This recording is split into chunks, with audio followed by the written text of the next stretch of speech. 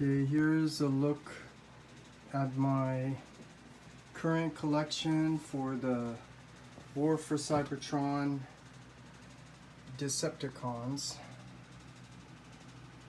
And this is a toy line that I still consider a chug line, which stands for Classics, Henkei, Universe, and Generation, because these figures, even though they look closer to the cartoon than the original chug line, these are still not the same quality as a Masterpiece or even the mini Masterpiece by New Age and Magic Square. But this is what I currently have, and this collection is still work in progress because I'm waiting to get the Legacy Kickback, which will fit in nicely with this main line because he is a little bit taller. This is the original Legends Decepticons, which actually looks nice, but they are going to be replaced. And here, this is the Walgreen exclusive Shockwave, which I prefer over the Siege Shockwave.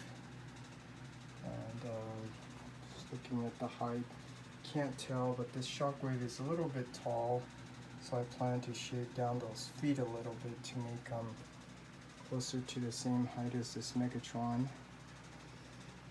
And waiting for the Legacy Blitzwing. So these original triple changers, which were actually pretty good during their time, are going to be replaced. So for example, it was replaced with the Astral train. So let me move some of these figures out of the way so I can give you a better look at Astral Train and Blitzwing. I mean, you can see they look nice, but they are not quite cartoon accurate. And the new versions, like Astral Train here, is more cartoon accurate, but when you transform this into Space Shuttle, everyone knows just how horrible it looks. That's why I say this is still considered a chug line, because it doesn't meet the same standard as Masterpiece or Mini Masterpiece. But nonetheless, these are going to be replaced, and I'm most likely going to give those figures away. And so Astral Train, just, I mean, here's another reason why this is chug, because look at the scale. Astral Train should not be that much shorter than Megatron, in my opinion. Now moving on, here are the undersized KO of the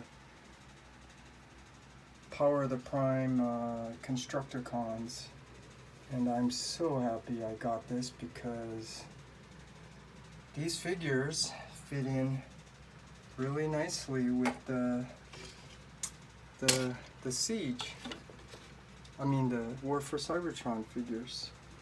It is just a little bit small, and hopefully that means Hasbro and Takara are going to make the Constructicons again in the new size scale. And then moving up here are my Stunticons. You can get a good look. And yeah, everyone already knows that these are being remade, which looks much better. And I did get the Legacy drag strip. See, you can see the difference there. I was always disappointed that Takata, even though they make things more cartoon accurate, I don't know why they put those shoulders black. Just, I don't know. But either way, this is going to be replaced. Stunticons are going to be replaced. And, you know, it's really cool because these are a little bit smaller, so they fit in with this scale, and they are more cartoon accurate. So getting these are going to be really exciting. I don't know what kind of breakdown we're going to get, but we already saw Wild Rider looks really cool. And don't know what kind of dead end we're going to get, but I'm hoping they are going to look a lot like the cartoon, just like drag strip.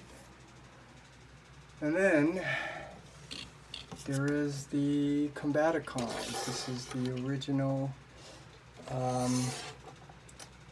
Combiner Wars, but these are the Takata versions. So this is the Unite Warriors, which are painted to look a little bit more cartoon accurate.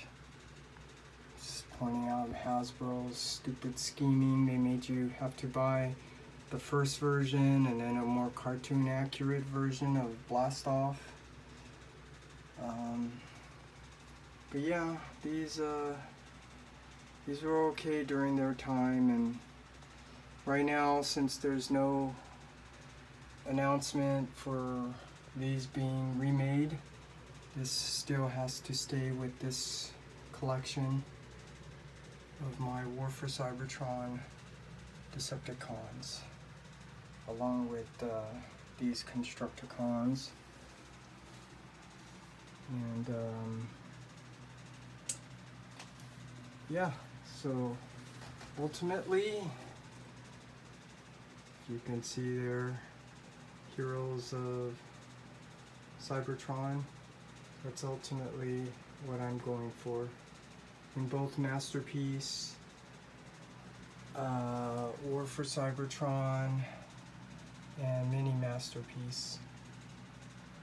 So I'll probably go over my Autobots next, but this is what I currently have so far.